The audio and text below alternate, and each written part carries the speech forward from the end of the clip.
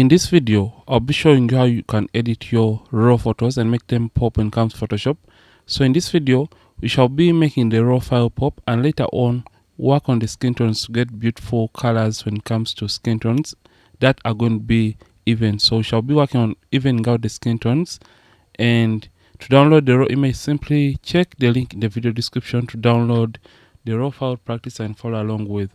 So in order to import the raw file in Photoshop, simply right click on the image and select open with Photoshop, or drag and drop the raw file into your Photoshop to open it in Camera Raw. I'm using Camera Raw 18.2 for this very video. So the first step to color grading or making your photos pop is making sure that you are using a well calibrated screen or a monitor that is going to be accurate regarding the display to show you accurate colors. And the next step is correcting the light and contrast issues regarding the image. So for this, basically, I'll come to my highlights and simply reduce on the highlights to recover some of the information in the whites. Then I'll open up the shadows of this very image and slightly take the whites down. I'll take the blacks down and add some contrast to the image. Then I'll slightly open up on the exposure. And by the way, to reset an adjustment, simply double click on the pointer to reset an adjustment. So I'll go with that kind of exposure, and that is okay. So in case you want to edit this very image regarding the white balance, you're going to come to the color tab right here, and you can change the temperature of your image. So you can change the temperature, and in case the image was shot in a cold or cool white balance, you can add more yellows.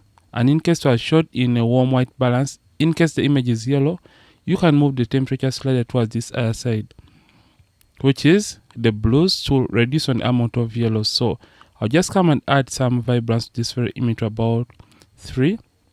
Then we shall scroll down to our color mixer, and in color mixer we can do more on this very image. So we have the mixer panel and the point color. So under the mixer panel, we have reds, oranges, yellows, greens, aquas, blues, purples and magentas. Then we have more colors in point color. So in point color, you can work with more colors in a more infinite kind of way. So by using point color, click on the eyedropper or color picker tool and you sample a color that you want.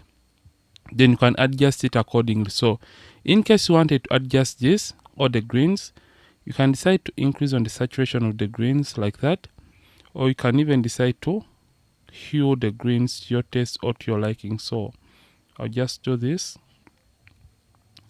Then I feel like I've oversaturated the greens. I feel like about there is okay.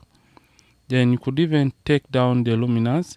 Remember, luminance is the brightness level of a color, saturation is the intensity of a color, and when you're playing around with the hues, you are changing a color accordingly. So right now we just made the greens towards the aquas like that. And you can even get the color picker tool and you sample a different color and you can play around with the hue values of that given color. So I'll just come to my blues and I make them towards the aquas. Then I'll simply come and intensify on the intensity of the blues to make those colors pop. So this is more of a starting point before I proceed to the mixer panel. And the mixer panel, I can target any individual color regarding this very image. So for this, basically, I'll first of all come to the hues.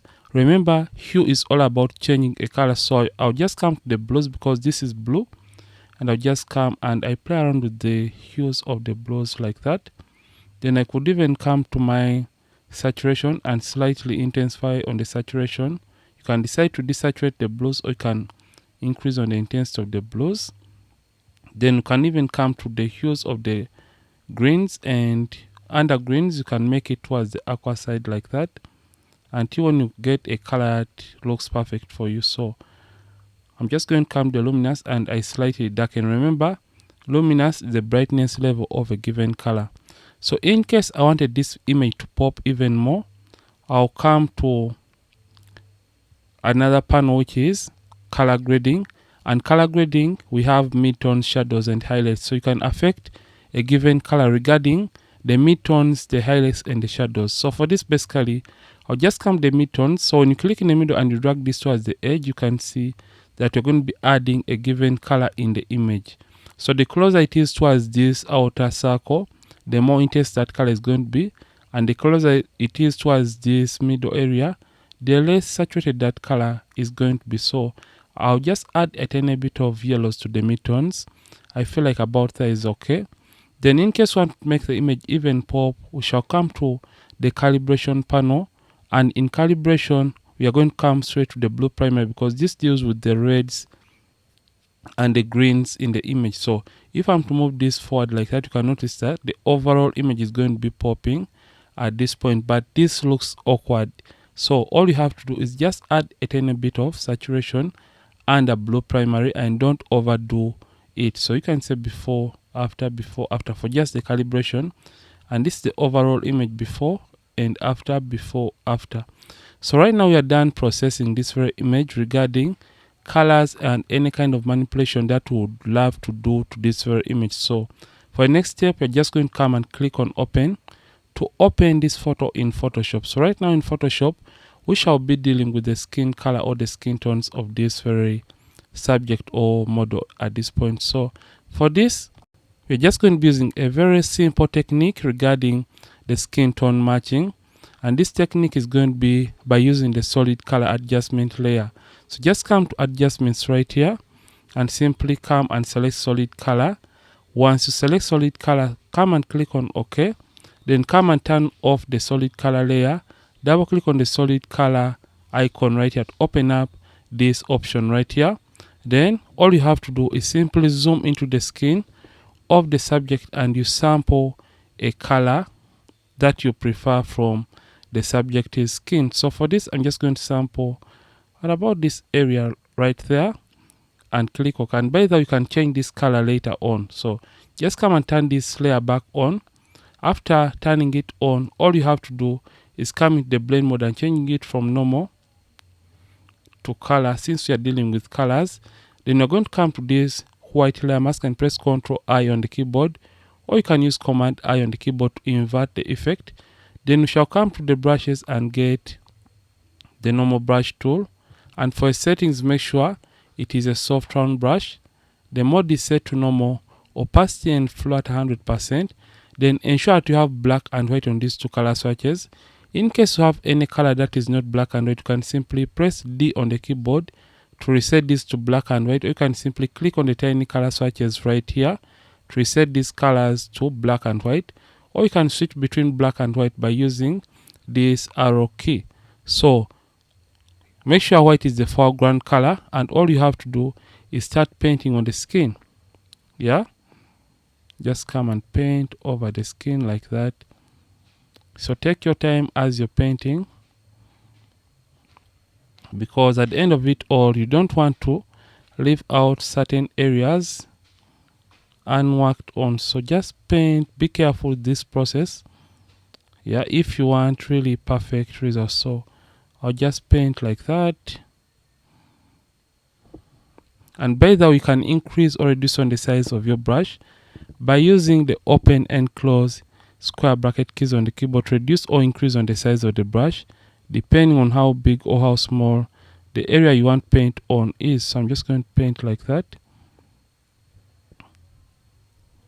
So take your time and you have to be careful with this very step. So I'll quickly paint on that very area. And in case you're seeing any lag on my brush, it is because I'm doing a screen recording right now and everything is happening in real time at this point. So I'll just paint right there. So right now we're done with the face, and you can fine tune it later on. So I'm just going to press Command 0 to slightly zoom out, and I'll come to this other part or the lower part of the body like that, and make sure that I've painted it well and no area regarding the skin has been left out. Don't worry if the colors are looking oversaturated, because we can always come and we correct or we fix those colors later on, because this is not the last step for the skin tone matching or color grading. So right now this is what we have. So make sure you paint each and every area that has skin tones in the image. So I'm doing a very quick one right here.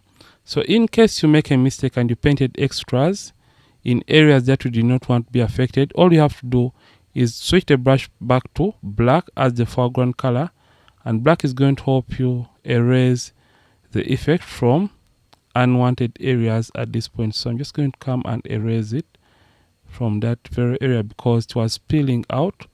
So X to switch the brush back to white to paint colors in areas that I may have missed out regarding the skin tone. So after ensuring that I've painted majority of the areas, for the next step we're just going to be adjusting this color so it can look natural and look a little bit more realistic. So just come to the opacity right here and decrease or reduce on the opacity to your taste or to your liking, to about, for this kind of image you shall go with about 42 looks okay.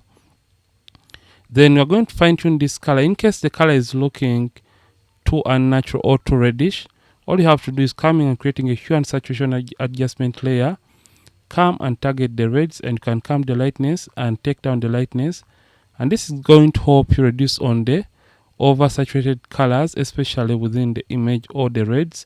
And in case the image is looking reddish or greenish, you can come to the hues right here and simply adjust the hues accordingly to your taste or to your liking. So we shall go with about 2. That looks okay. Then for a last step that we would love to do is to make this outfit or the shirt a little bit more white. So we shall create a selective color adjustment layer because this targets colors in a more selective way, and simply come and select or target the whites. Look for that color that is affecting the shirt. So at this point I feel like it has a little bit of a yellowish tint, so I'll just come and add more blues and reduce on the yellows in the shirt, and that is going to make it even pop more.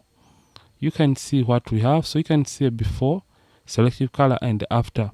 So this is what we have been able to achieve in both Camera Raw and in Photoshop. So this is a technique that you can use to color grade and make your raw photos pop in Photoshop or even Camera Raw or even Lightroom, in case you use Lightroom. So I hope you have benefited from this very video. Ronix from Ronix Photography. Thank you for watching, and I'll see you in yet more videos on this channel.